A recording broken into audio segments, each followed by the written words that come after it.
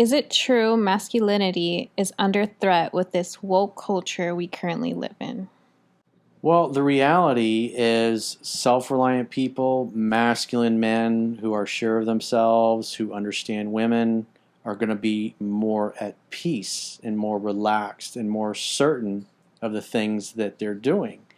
If you can get a masculine guy out of his masculine energy and get him to start acting more feminine, which is not his natural essence, he's going to be scared, he's going to be fearful, and he's going to be weak. And people do more to avoid pain than they do to gain pleasure. And so people move away from things that are perceived as being painful and towards things that are safe, i.e., the politician going, I'm going to pay your bills. The reason that you're broke is all those evil rich people. And we're going to make everything fair. It's kind of like what Bill de Blasio, the former mayor of New York, said. There's plenty of money in the world. It's just in the wrong hands. And when you're scared and you're weak and you're fearful and you don't know how to get the things you want in life, and then a politician or somebody in power comes along and says, hey, if you vote for me or you put me in power, I'm going to make everything fair, then you're easy to manipulate. And people that run things behind the scene, the global elite, if you will, the people like the Klaus Schwabs of the world, the World Economic Forum, those type of oligarchs, that's why there's just like one crisis after another. And you can even see Klaus Schwab on video talking about how they can use crises to mold things. You know, you just look at what we've been through in the last couple of years, the pandemic. Everybody's afraid of getting the virus. So that's why everybody was willing to give up their liberties all around the world in the interest of keeping us safe and protecting us. And even now that things are all opening back up globally, you still have a lot of the people that bought all the hype, bought all the programming, if you will, and the propaganda, and they're still scared. They're still running around with masks and being absolutely terrified that the boogeyman is going to get them. Those kinds of people, if you're in fear, you're easy to manipulate. When you look at like what Hitler did, how did he accomplish the things that he accomplished, and how did he gain power? He kept everybody scared and afraid. There was always some new crisis that you got to worry about, but we as the government will protect you.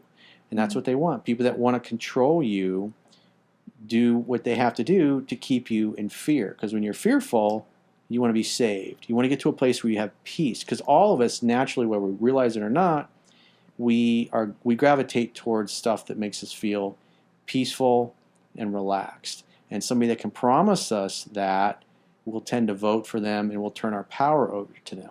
That's why they don't like self-reliant people. Yes, masculinity is definitely under attack. If you look at the movies from today versus 100 years ago and the result of wokeism, which is really cultural Marxism. Marxism basically is getting the classes, and in this case, the masculine and the feminine people fighting against each other and getting them out of their natural essence. Because when a woman feels safe and comfortable, she trusts a man's leadership.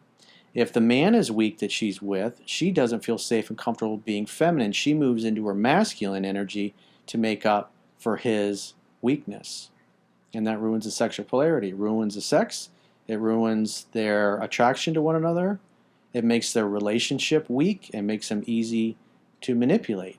And the bottom line is the oligarchs and the trust fund babies who run everything behind the scenes, they like that. Even if you watch like the Aaron Russo documentary that came out, it's probably 20 years ago, they talked about that. They talked about getting women, you know, the Rockefellers, the whole reason was to get women out of the house and get them into the job market so then they could focus on indoctrinating the kids in the school system through the Department of Education the way they wanted to, get them to take on the values that they wanted to, and get them to grow up and pursue the things that they want, which ultimately is to eliminate the nation state and have one world, as David Rockefeller used to refer to it, basically run by them. We did a whole video on it called The Great Reset. You should definitely check it out.